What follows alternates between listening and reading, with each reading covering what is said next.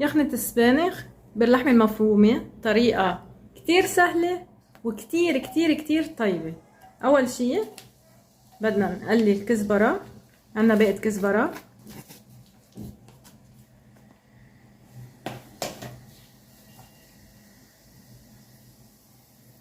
نقليها لتدبل.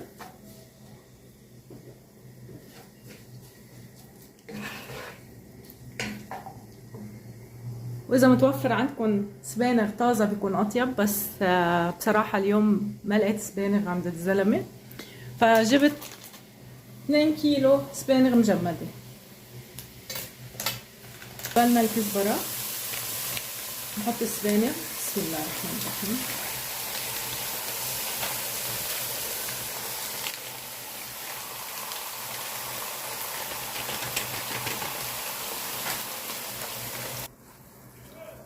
هيك فضينا السبانغ 2 كيلو، بدنا نقليهم،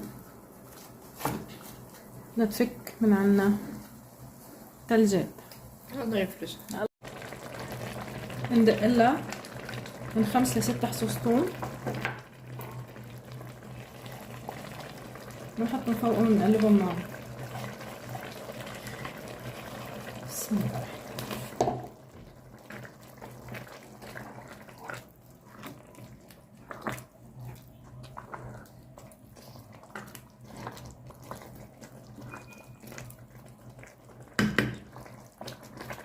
لا، بننطر لتخف ميتهم شوي، وبنضيف لهم اللحمة المفرومة اللي بنبقى عاملينها مقلينها كأنها عصاج أو تتبيقة، اللي هي مع بصلة ولحمة مفرومة. لهم اللحمة المفرومة اللي سبق نحن عاملينها قبل. بسم الله الرحمن الرحيم. وأكيد بهاراتهم بس نحن بنستعمل بالطبخ بهار حلو اللي هي الكباب الصيني، ملعقة فلفل حلو، نص ملعقة قرفة،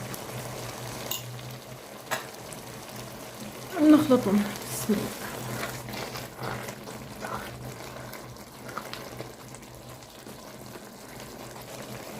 وشوية ملح صغيرة وما بنكتر، لأنه السبانخ مع الوقت حتى لو فضل عندكم بكرة بدكم تسخنوهم بتملح. وبنسكر عليهم الغطا ونتركهم على الغاز نايس لمدة نص ساعة لياخدوا بعضهم، أو لحتى المي تخف عنهم. يلا، وهلا من بعد ما خلصت معنا يخنة السبانخ بدنا نكون سوا مع بعض. بسم الله الرحمن الرحيم. وقفي لأنه عم نحط لهم شوية لحمة مفرومة، خليهم.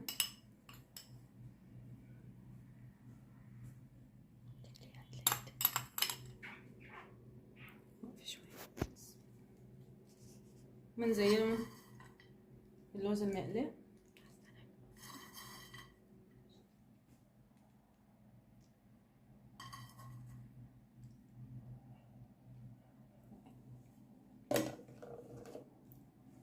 واكيد لو عنا ضيوف بنزينهم بهالطريقة.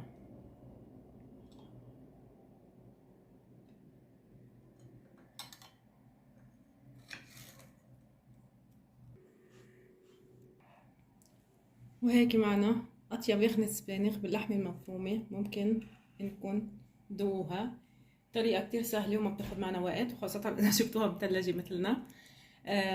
بتمنى يا ريت اللي بيجربها يقلي رأيه فيها، وما تنسوا تدعموني بالشير وباللايك وبالسبسكرايب، أهم شي اللايك. باي باي.